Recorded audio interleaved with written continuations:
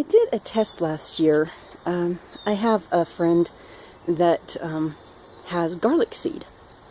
Now, garlic over thousands of years has been bred not to seed, and I don't think it was done deliberately, but in any case it happened. And he has gotten seeds from some types of garlic. And garlic seed is available, but since it takes 2 years for the bulbs to mature, or 3 years sometimes, it's really not economically feasible. Now, I decided a few years ago to try to do garlic seed. Now, the problem with garlic is that they come up, when the bulbils come up, when the heads come up, they have bulbils in them. And all you see is this round shape. Hold on just a minute. Let me get another picture. Okay, this is a garlic bulbil.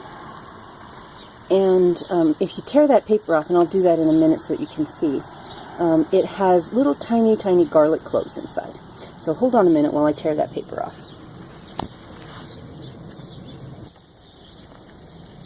Okay, so this is what it looks like with the cover taken off.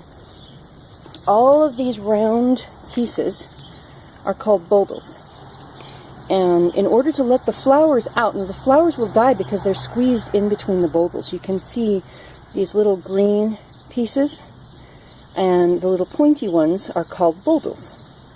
Now, the trick is to take the bulbils out without damaging the flowers. And it can get tricky. You try to get all the bulbils out, and those, let's see, those stems that you see sticking out right there, those are the flowers. It gets even trickier because you have to keep the scape, the stalk, alive and feeding the flowers long enough for those flowers to mature. So trying to get all the bulbils out and keep the stalk alive long enough is tricky. Now, each one of those bulbils is going to eventually turn into another garlic. You can pull one of those off so you can actually see it. This is what a bulbil looks like. It's just a little tiny garlic clove. A little better there. It's just a little tiny garlic clove. So I'm going to pause it again. As I said, last year I decided to do this. Well, actually 2-3 years ago I decided to do this, but last year was the first year that I actually did. And when the scapes, or when the flowers started to ripen, the scapes were completely dry. And the flowers ripened, the flowers came on, they got pollinated, I think they got pollinated, because nothing ever grew. Before the flowers could possibly have matured, the stalk had dried back, and had dried, and died, and there was nothing left to feed whatever seeds there may have been.